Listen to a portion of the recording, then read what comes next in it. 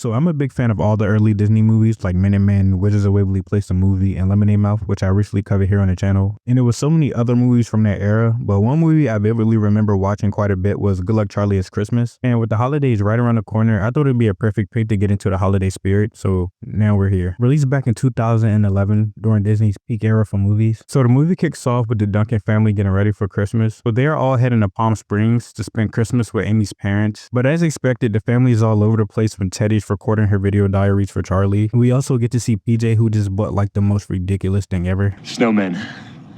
You bought a Christmas swimsuit? No.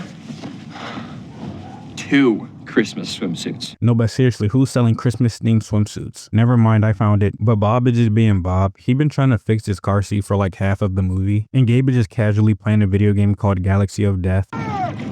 Gabe. Gabe! What?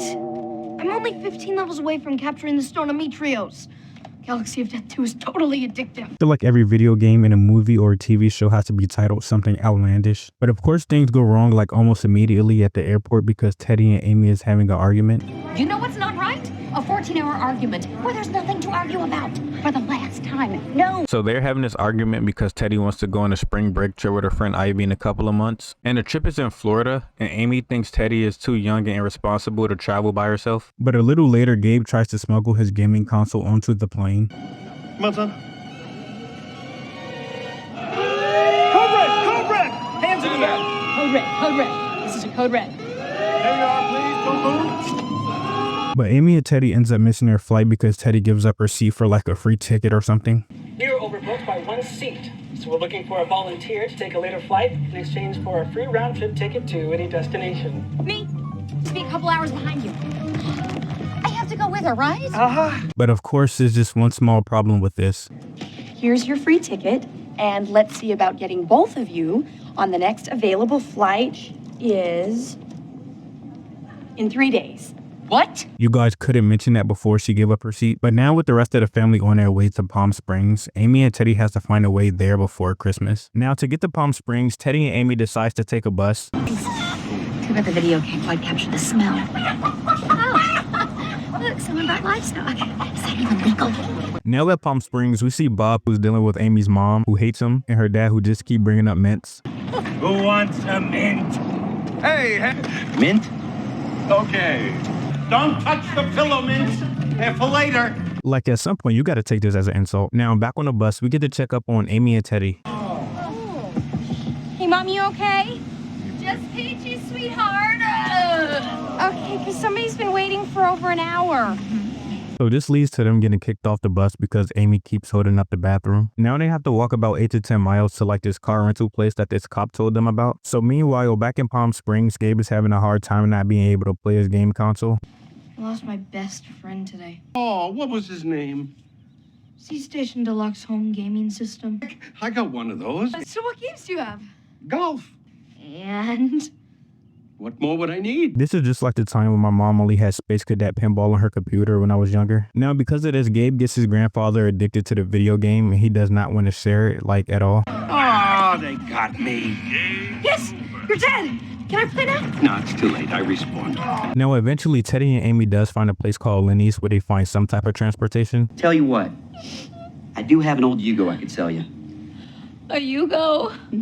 What's a Yugo? Okay. $50. Yep. Worth every penny. It's okay, it's not like the car is going to break down or something. We can fix that.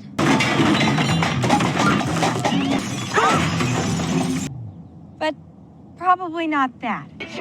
On the bright side, the radio still works. Not the time. Okay, that was pretty funny. But with them stranded, they overhear a couple planning a trip to Vegas and they try to hitch a ride. Hoping for a Christmas miracle from some kind soul who could give us a ride. Yeah, that's what you need, all right. We'd be incredibly grateful Oh, yeah. to anyone, possibly even somebody we just met. Oh, for crying out loud, can you give us a ride? So with the couple agreeing to give them a ride, we learned some pretty crazy news. That big appetite? On top of the nausea? Now you have either been abducted by aliens or you're pregnant. Surprise. But a little later, as the girls arrive to Vegas, they get their luggage stolen, which means they're now broke, and they end up getting into an argument. It's hard to see how. Hope that plane ticket was worth it, Teddy. You haven't exactly been helpful. Well, that's because you wanted to prove how responsible you were. I'm not the one who's supposed to actually be responsible. And I'm not the one who ruined Christmas. So after the argument, Teddy tries to raise money so she could get some food by singing Christmas carols. 'Tis the season to be jolly. Fa la la la la la la la la. Dawn, we now are gay apparel. Troll the ancient Yuletide hero. Fa la la la la la la. No, it's alright. Good job, sir. But with Teddy struggling to get money, you'll never guess who shows to help her. In a one-horse open sleigh. I'm helping you. No, I don't need help. I can do this on my own. No, you can't, Teddy. You're not even in the right key. Horse open sleigh. O'er the fields we go. Laughing all the way. So with them being entertaining on the accident, they finally earn enough money for them to eat. But on their way to get the girls from Vegas, Bob and the boys get lost. Stop! Who are you guys? Are you policemen? I'm gonna need to see some badges. Badges? We don't need no stinking badges. So when Amy and Teddy go to the buffet to get food, they also find their luggage and they also find the person who took it. So when Amy and Teddy got to Vegas, they end up giving away money to a girl who asked, and I guess she ended up taking their luggage as well. They had about like 5 bags. I don't know how she took that herself, but it don't matter. It's a Disney movie. So while they talk to the thief, the guys end up getting kidnapped because it turns out they are in the middle of a game and you won't believe which game it is. Look, you tell Jablowski whatever trick he was trying to pull with you, it didn't work. And there's no way you're getting the stone. We don't even know what that is. We're in the middle of live death. Which is? Okay, so every Christmas Eve, Chuck Jablowski, the multi-gazillionaire who invented Galaxy of Death, he hosts his legendary paintball tournament based on the game. Yeah, so it's the same video game that Gabe was playing at the beginning of the movie. And it's also the same game that their grandfather is obsessed with. What a coincidence. But you're telling me a bunch of grown men is hanging out on Christmas Eve playing paintball in the middle of the night? Sign me up. No, but seriously, this guy gotta have a family at home. But the guys do end up escaping and trying to find a way out the game. And Teddy and Amy is still talking to the girl who stole their luggage. And it turns out the girl is going through the same thing with her mom that Amy and Teddy has been going through the whole movie. So I guess it makes it okay to steal from people. But they do end up helping the girl rekindle with her mom, and Teddy gives the girl her free ticket so she can go home. So after this, Amy and Teddy ends up buying a bike to get back on the road, hoping to meet the boys halfway, but the boys are still in the game. So they end up winning the whole game. They also meet the developer of the game, and he rewards them by reuniting them with the girls. A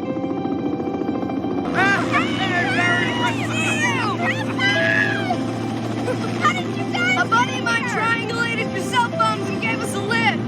No way! So the whole family gets to spend Christmas together, and now it's time for the big reveal. Are you ready? We're having another baby.